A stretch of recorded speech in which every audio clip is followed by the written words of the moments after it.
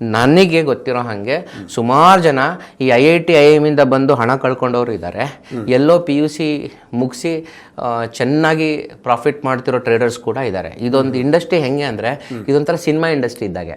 ಇದ್ರಲ್ಲಿ ನಿಮ್ಮ ಪ್ಯಾಟರ್ನ್ ಹೇಳೋಕ್ಕಾಗಲ್ಲ. ಯಾವುದೋ ಫಿಲ್ಮ್ ಇನ್ಸ್ಟಿಟ್ಯೂಟಲ್ಲಿ 99% ಮಾರ್ಕ್ ಬಂದವನು ಸೈಡ್ ಆ್ಯಕ್ಟರ್ ಆಗಿಬಿಡ್ತಾನೆ. ಆ್ಯಕ್ಟಿಂಗ್ ಸ್ಕೂಲ್ಗೆ ಹೋಗ್ದಿರೋನು ಹೀರೋ ಆಗಿಬಿಡ್ತಾನೆ. ಅದು ಅವನಿಗೆ ದೇವ್ರು ಬರ್ದ ಒಂದು ಯೋಗ, ಅದೃಷ್ಟ, ಅವನ ಕೃಷಿ. ಅದು ನಿಮಗೆ ಪ್ಯಾಟರ್ನ್ ರೆಕಗ್ನೈಸ್ ಮಾಡ್ಲಿಕ್ಕೆ ಆಗೋದಿಲ್ಲ.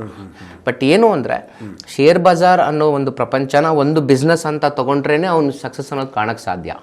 ಸೊ 99 ಜನ ಸೋಲ್ತಾರೆ, ಅದು ಸಹಜ. ಆದರೆ ಎಷ್ಟು ಸೋಲ್ಬೇಕು ಅಂತ ಅರಿವಿರ್ಬೇಕು. ಈಗ ನನ್ನ ಜೋಬಲ್ಲಿ ಒಂದು 10 ಲಕ್ಷ ಹಣ ಇದ್ದರೆ ಒಂದು ಲಕ್ಷ ಬಿಸಾಕ್ತೀನಿ, ನೋ ಪ್ರಾಬ್ಲಮ್. ಒಂದು ಲಕ್ಷ ಟ್ರಯಲ್ಗೆ ಟೆಸ್ಟ್ ಮಾಡೋಣ, ಹೋಯ್ತಾ ಬಿಡು, ನೆಕ್ಸ್ಟ್ ಬಿಸ್ನೆಸ್ಗೆ ಹೋಗೋಣ. ಇದು ನಮ್ಮ ನಾರ್ಮಲ್ ಆಲೋಚನೆ.